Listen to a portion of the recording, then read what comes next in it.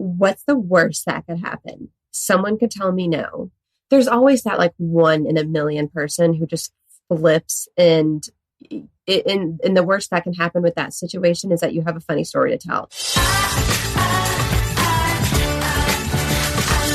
I love bookkeeping. Hi, everybody, and welcome to the I Love Bookkeeping podcast. My name is Hannah Robinson. And I'm Melissa Honan. And thank you for listening. Today, we are going to be talking about something that is super talked about among our community of bookkeepers, and that is networking for introverts. Melissa, you are the queen of networking, but you are also No, you are. You definitely are. But you are also a self-proclaimed introvert. And I have lots of experience with this as well. So I think we're going to provide a lot of good insight today because I think this is something super popular among our industry. I mean, do you agree? I do agree. And I think we should start by kind of explaining the difference between an extrovert and an introvert. Because a lot of people, they see you and I think, on the ground and they're like, oh my gosh, they're extroverted. When in reality, we're introverts. So do you want to explain to people like what is an introvert?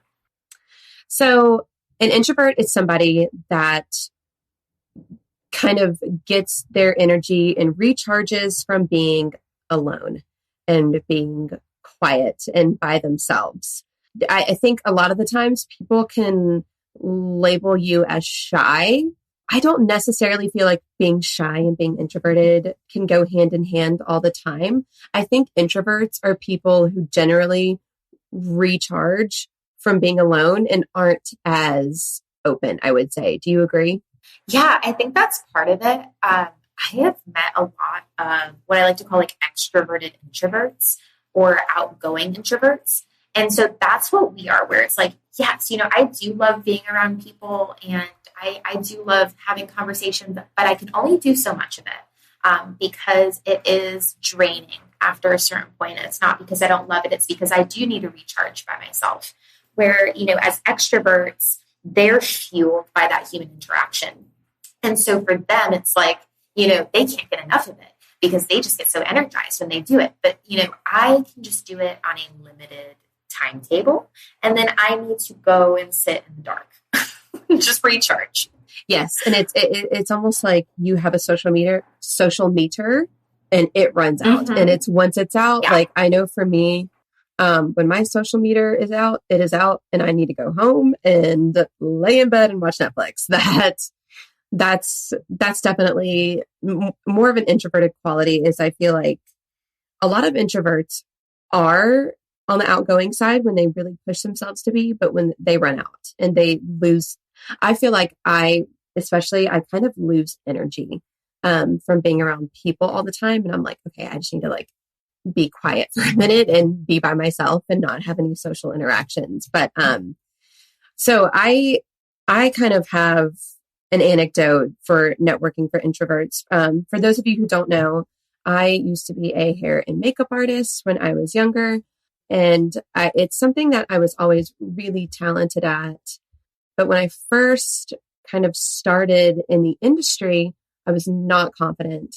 I was very much introverted. And that is a very extroverted industry.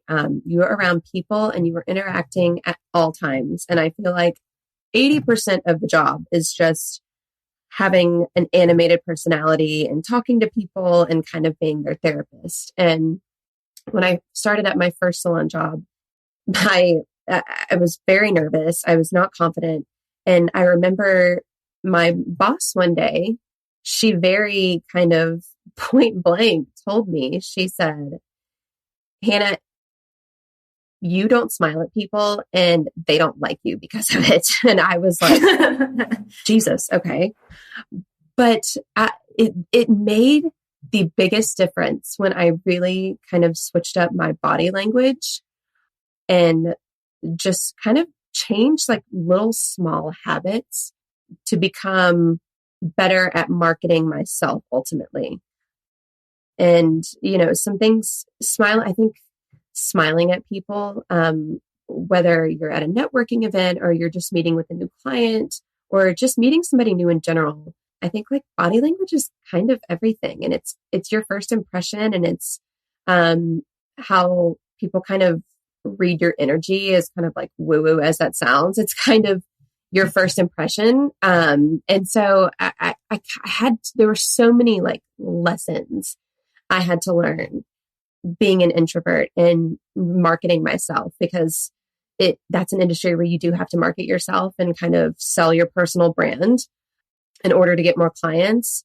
And I kind of had to jump in head first. And that is such a simple, but like such a smart thing, like smile at people. Like, I love that. I love how simple that is, but it's such a small step to like get you out there. Yeah. Well, and I think there's like an initial kind of hump you have to get over of putting yourself out there. And for me, that was going out and passing out business cards or talking to new clients or, you know, offering my services to people. And it's kind of like, it's a growing pain for sure. And I think when you're first kind of in that territory, you really have to give yourself a lot of grace and not beat yourself up, because I know like I would go to an event or meet new clients or pass out business cards. And like, it's like you sit in the car afterwards and you're like, oh my gosh, what did I sound stupid? How did my tone of voice sound? Is my outfit okay? Like, I think it's really important to give yourself some grace when you're first starting off, especially when you're an introvert. But the more you practice, the more confident I think you're going to be. And the more you kind of work on your conversation skills and just finding common ground with whoever you're talking to, you're just going to kind of pick up more contacts. Do you find that when you're at networking events afterwards, do you feel like you kind of have to like treat yourself or reward yourself afterwards? Because I feel like when I was doing things like that, I was like, okay, if I go to this event, if I pass out business cards, I'm going to like treat myself to Starbucks afterwards or something like that. And I think that's such a good tip. This is another one of those, that's a whole other episode, but I am literally the queen at treating myself. So yes. And also I shouldn't. Like that, I do too much networking to reward myself every time I network. But yes, I highly recommend that. I'm a huge advocate for self-care and hashtag treat yourself. So that's a great advice, Hannah. Me personally, I need to stop treating myself. Yeah, it's like, I've seen like a meme that's like, do not treat yourself. Quit treating yourself. But, you know, and it's funny, one thing that I kind of found when I was, I mean, obviously I'm not a bookkeeper, I'm not in the bookkeeping industry, but I was in an industry where you have to network yourself and you kind of have to build a personal brand. And I found that people kind of find it endearing if you're just honest with them and you say, you know, if you're new. And I found that people gave me a lot more grace if I was like, I'm actually new here, so I'm sorry, like if I'm doing something wrong, like please tell me. I mean, obviously that's kind of a lack of confidence right there, but like I would say don't be afraid to totally just acknowledge and be like, this is my first networking event. I actually just started my business. Because I think if you're honest, people kind of find it endearing, and you can find some common ground and talk about starting a business, or, you know, I think a lot of people can relate to not being super confident at networking events, or, and like, I don't want to like sit here and give like bad advice. Say like, it's, you know, tell everybody that if you're nervous and you're scared, don't do that. But I mean, I think it's okay to be honest with people sometimes. I mean, I think it's more than okay that I think you should be honest all the time, especially when it comes to networking too, because then you're going to find the people you really should network with. I think that's why I was so taken by even just your first point, just to smile at people. Because as someone that has resting bitch face, like that was a game changer for me. And, you know, it's one of those things where like, if I smile at people, are they going to think I'm like that crazy girl in the corner and just like smiling at them, staring at them.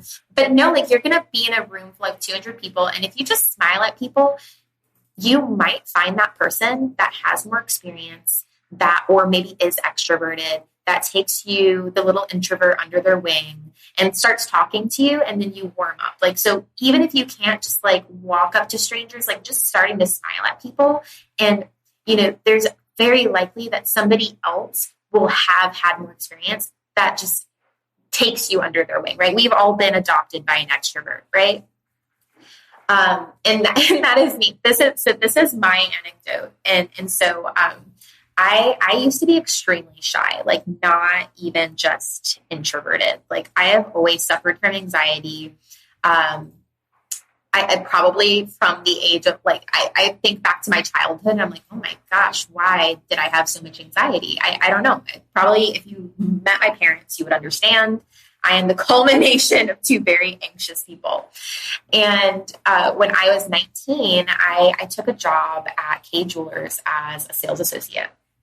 And because I always thought that working retail was like super glamorous, having come from food service, I was like, yeah, like retail, I don't have to go home smelling like Subway sandwiches anymore. And then I realized like retail is just, for those of you that have worked it. Anyway, I digress. And so, when the store was, not very busy, right? On, less busy times, my manager, who I'm still extremely close to today, who is definitely that extrovert that adopted me, she would make us stand on the lease line.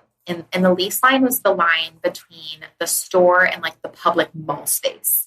And you couldn't cross that line. Like they had security guards that would be like, get back into your store. Like you could not cross the lease line. It was like this whole thing. I don't know why it was so serious. Like malls are about to be obsolete, guys, like calm down. And, so we had to stand on the lease line and greet people. We'd have to like hand out sales flyers, try to get them to come in, take a look, like, oh, when's your wife's birthday? When's your anniversary? Have you picked out a special? It was terrifying. And the big one was to try to get them to sign up for the store credit card, which it was part of the reason I left, just because of the immorality of it. But it was terrifying. It was literally constant rejection. I would hear no hundreds of times a day. It was soul crushing. Okay. Like try thinking about like you're like a 19-year-old girl. It's like, your first retail job, you're standing in the mall and there's like groups of people, anywhere from like 2 to 10 people walking by. And you had to be like, hey, do you want a K Jewelers credit card? And like, they'd be like, no, why are you even talking to me? Like, why are you standing there? This is so awkward. It was so effective though. Like it was terrifying. It was constant rejection. I constantly heard no. And I will tell you right now, if you hear no enough, you will become absolutely immune to it. That is because so true. Man, it was like honestly the worst and the best experience. And I can tell you right now, I don't say I'm the queen of networking, but I can sell. And I can tell you right now that this stems from that exercise of standing on that lease line when I was 19 and just being rejected over and over and over again. Because what would happen is I would hear no 100 times and then I'd hear yes once. And I'd get that like little, like, I don't know what it's like, dopamine. I'd be like, oh yeah, I heard a yes. Yeah, you get like that rush of adrenaline and you're like, really? Yes. They said yes, I'm going to do it again. If you think about like, what's the worst thing that could happen? Like, and I would think about it, like, I'm going to ask somebody like, do they want this K Jewelers credit card? And guys, this episode is not sponsored by K Jewelers. I'm going to ask them if they want this K Jewelers credit card. I'm going to tell you right now, tell that salesperson no right now. They have a terrible interest rate. Don't do it. What are they going to do? Like, oh, they're going to like spit at me. They're going to be mad at me. Like, what are they? No, like it's not going to happen. They're just going to say no. They're people too. You don't have to be afraid of them. And not only that, but hearing no is okay. It gives you room for growth. It teaches resilience. It teaches perseverance. You need to hear no, right? We all need to hear no at some point. and let your sales consults that you have tell you no, and then keep going, and you will be better for it. So that is like my anecdote, that when it comes to networking, it's so similar. And I'm so glad I had that experience. And I don't know that I would have done it if I didn't have a manager put me out on that lease line and be like, you don't do this, you're fired. And so I highly recommend, again, if you can't make yourself go out and network, because you're your own boss now, right? You don't have a manager making you stand on the lease line in heels for 8 hours a day, which is the reason I have back problems. But I still love her. Okay. Her name is Carrie, and she is amazing. She's one of my best friends for over 10 years now. But if you do not have that ability, if you don't have that person doing it, and you can't make yourself do it, again, get yourself into a mentorship, get yourself into a mastermind group, find one of the subgroups in BL, like BL for introverts. I'm pretty sure, I don't even know if that's a group, but I can almost guarantee it is. And have other people build you up and say, okay, I'm going to be your accountability partner. I need you to go out, hand your business card out to 10 people today, and then report back to me. Because if you just do it and you hear no over and over again, you're going to become more comfortable hearing no. And then when you hear that yes, it'll mean so much more. Today's show is brought to you by Keeper, the one app to run your bookkeeping business. Keeper helps you get faster client responses with your own custom branded QuickBooks integrated client portal. Finally, you can say goodbye to those pesky spreadsheets full of uncategorized transactions. Keeper also helps you catch those embarrassing coding errors before your clients do. And with Keeper, you can generate beautiful custom reports that your clients will absolutely love to read. To find out more, go to keeper.app. That's keeper.app. Mention I Love Bookkeeping to get 20% off your first 3 months. Again, go to keeper.app to find out more. Thank you for listening.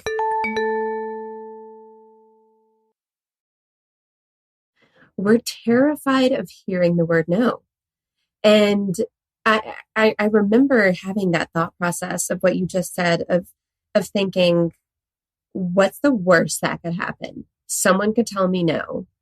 And I mean, and there's always that like 1 in a million person who just flips, and the worst that can happen with that situation is that you have a funny story to tell.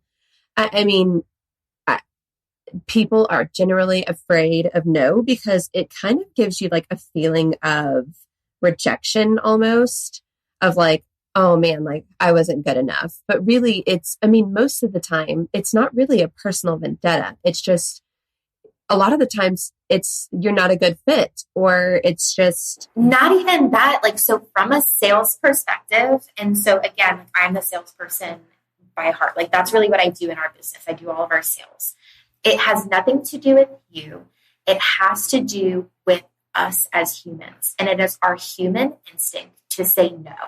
It is literally our first instinct is just like, no, don't think about that. And so 92% of salespeople will give up after hearing no 4 times, which sounds amazing. You're like, man, why would I ask them 4 times to get no? But seriously, so we give up as salespeople.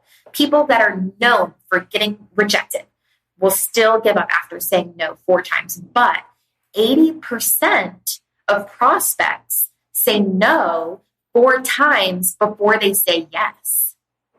And so at that point, there's only 8% of those. Think about how many sales are lost because you give up, because you've heard no so many times. And like you said, it's not a personal vendetta, because I can guarantee you anyone that's saying no to you isn't even listening to you. It really has nothing to do with you. It has to do with the fact that they just want to say no. And so what you really should do is start off and say, like, hey, would you be opposed to talking to me about bookkeeping services? And they're going to say no, which answers your question. But it's a good no, right? Because they're saying that they're not opposed to talking to you about bookkeeping services. But now they just got the no out of their system, and they're like 90% more likely to then say yes to you later. So instead of like hiding from no's, you need to just be a little bit more craftful on getting no's that work to your advantage. Does that make sense? Or I'm going to go on like a crazy sales tangent here. No, that does make a lot of sense, because I feel like another way to look at this, especially for introverts, is, first of all, I think it's really important to find yourself in more quality situations than quantity, because I think after a certain point, you're putting yourself out there to inevitably a group of people who are always going to tell you no. And I think especially if networking events drain you and I see people all day in our community, like, I'm just shy, I'm introverted, and I will, first of all, you kind of have to get over it. That's like the harsh truth, is that you kind of have to jump in head first, but you can also really pick and choose what you think are going to be quality networking opportunities, and maybe don't go into it with like this kind of desperate mindset of like, okay, I have to get a client here. I have to meet a quota. Kind of, I would look at it more as an opportunity of kind of seeking connections and building relationships. And I think that kind of takes the pressure off when you go into a networking event with the mindset of building connections instead of seeing people as a number. So I'm going to say 3 things. First of all, I'm going to tie this back to why you should pick a niche, because then there's less events that you have to attend. Then I'm going to play devil's advocate and say that you don't have to get over it, because as like a personal anecdote, again, that event that I even just went to 2 weeks ago, my business partner is completely extroverted. She will walk up to anybody, groups of 20 people, and just become the star of the show. I am the total opposite. And so I immediately got there and I started looking for everybody else that was on the outskirts of the big groups of people. And I was like, man, those are my people. Those are the introverts. And so I went and I networked with the other introverts that were there. And so for me, I can't walk up to a group of 20 people. It does not matter how much I practice. I hate it. I won't do it. And you will never get there if you don't want to. That is okay. But you can walk up to one person or 2 people that are also introverts, and they're going to welcome you into their little introvert, bubble that, we're just, you've all been there, right? Where you're at a big event and there's like tons of people in the middle of the floor and everyone's dancing and laughing and joking. And then there's just like a random person on the outskirts, just like staring. And you're like, are they kind of creepy? No, they're an introvert and they're going to be your friend. Go say hi to that person. That person's usually me, guys. So if you ever see me at an event, feel free to walk up to me. I will talk to you. I'm just terrified. So my thing there is another recommendation for niching, recommendation for just, you can still be an introvert and succeed at networking. And then I forgot my third point, which is probably something about, again, how I'm not a genius, guys. I'm a regular human just like you, that forgets their point. Well, and it was something that I think we can kind of circle back to is this past summer at our first conference, BKX. It was kind of everybody joked the whole time. It was like a big meeting of introverts. And I remember our first night we had a mixer and I was really encouraging people to talk to somebody you don't know, and kind of watching the connections build as the days went on was really, it was something that I was really happy I got to witness, because instead of looking at it as a partnership opportunity or a competition or a business opportunity, it was almost, when it was encouraged to be more of a building connections, that's when people really got into it and got into networking and forming those connections and forming those relationships. Thank you for bringing me back to my third point, Hannah. Okay, what is it? Which is that networking has nothing to do with sales if you're doing it right. It should not be about leaving there with a client, because everyone is going to smell that on you from a mile away. Nobody likes that person at networking events that are coming there to just talk about, just cram their services down your throat. Every networking event I go to, I have people come up to me to start a conversation because they're trying to get away from other vendors at the event. And they know that I'm not like that. Half the time I'm trying to talk people like, no, you don't want to work with me. I don't think we're a good fit. Like, I just, no, I don't actually want to talk about bookkeeping right now. Why don't you tell me about your business? Like, that is actually refreshing for a lot of people. And that is what networking should be. It really should be building relationships and creating connections and not necessarily sales. Will those relationships lead to sales? Almost definitely. But if you go in there with dollar signs in your eyes, you will not make any meaningful connections because no one will want to talk to you. I'll be 100% honest. No one will want to talk to you if you just are thinking about closing a sale. Think about the used car salesman. Do not go to a networking event as the used car salesman.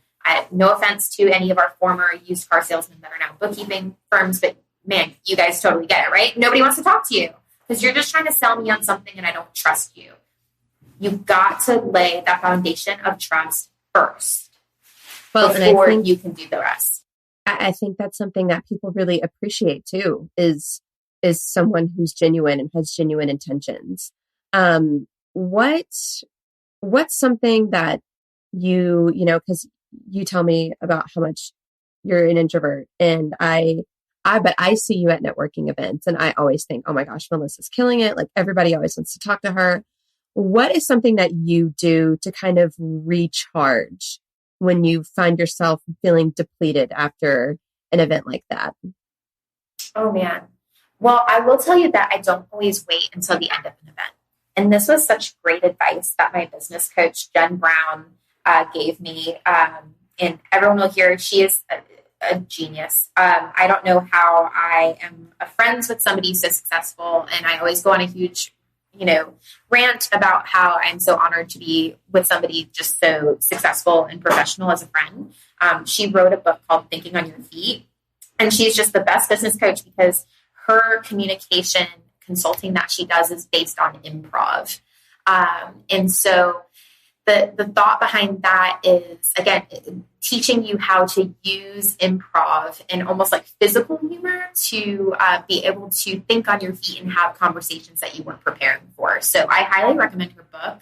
And thinking about networking almost as improv, if that's something like you guys like watching like old improv comedy, like Whose Line Is It Anyway? Like, man, that's networking right there. It's just ridiculous.